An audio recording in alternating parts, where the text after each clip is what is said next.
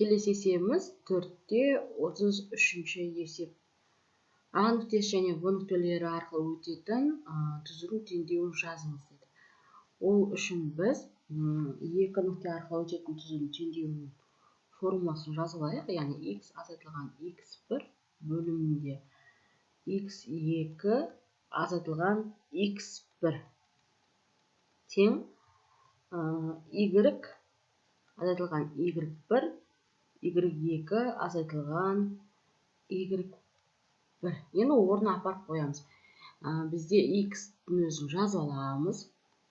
Азайтылған x1. Қараңыздар, мына жерде бізде А нүктесіндегі x1-іміз болады, y1-іміз болады. Мына бір нүктесі. Мына жердегі x2, y2 болады. Енді тура осыны апарып орнына қоямыз. x1 деп отқанымыз -1 бөлімде x2-іміз 1 азайтылған x1-іміз -1 тең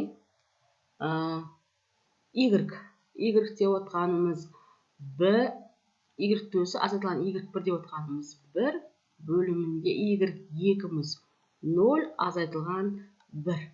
Енді осы теңдікті орындасақ жеткілікті болады. Сонда x қосылған 1 бөлімінде 1 қосылған 1 болып кетеді. Сонда 2 нәтижесі тең y азайтылған 1 бөлімінде -1-дің өзі болады. Енді осы жерден пропорция қылып көбейтіп жіберсек, x қосылған 1 көбейтілген -1 тең y -1 көбейтілген 2. Енді жақшаны ашып шығамыз. Ашып шыққанда -x -1 тең 2y -2. Осы жерден біз нөлге теңестіріп кету керекпіз. Бұнда -x -2 -1 плюс 2 тең 0 деп теңестірейік. Бұнда -x -2 плюс 1 тең 0-ге. Енді осы жерде -1-ге көбейтіп жіберетін болсақ, x плюс 2y -1 тең 0-ге. Яғни осы өрнегіміз екі нүкте арқылы өтетін түзудің теңдеуі болады екен. Келесі екінші есебіміз А, В нүктелері арқылы өтетін түзудің теңдеуін жазыңдар делінген. Формуласын жазып қойдым. Яғни осыны орнына апарып қоямыз. x1, y1, x2, y2. Яғни x азайтылған x1-іміз бізде 1-ге тең.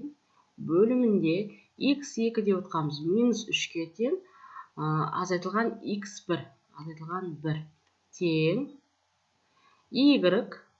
y1-іміз -1-ге тең.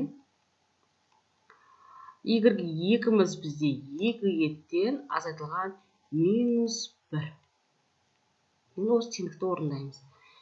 X азайтылған 1 бөлімінде -4 болады.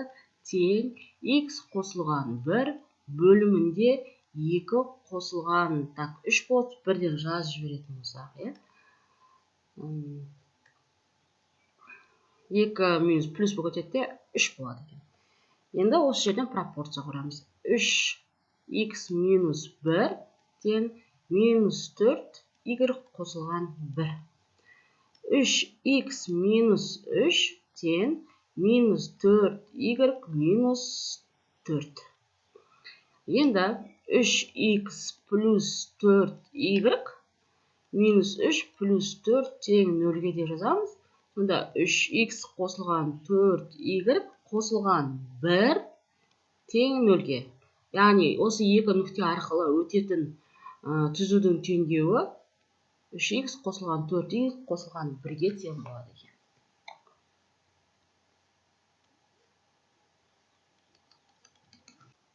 Келесі екіншісін шығарайық. Бізде біріншісі болатын. С нүктесі берілген екен. 2 мен 5 және Д нүктесі берілген. 5 пен 2. x1, y1-іміз, x2, y2-іміз. Енді осы нүкте арқылы өтетін түзудің теңдеуін жазу керекпіз. Формуласына апарып қояйық. x азайтылған x біріміз 2-ге тең. x2 бізде 5-ке тең, 5 азайтылған 2 тең. y біріміз 5-ке тең. y2 так бізде 2-ге тең, 2 азайтылған 5. Енді осының шешімін табамыз. Яғни x азайтылған 2 бөлімінде 3-ке тең, y азайтылған 5 бөлімі минус 3-ке тең екен. Осы жерден енді пропорция құрып жіберейік. Минус 3, x минус 2 тең 3, y минус 5.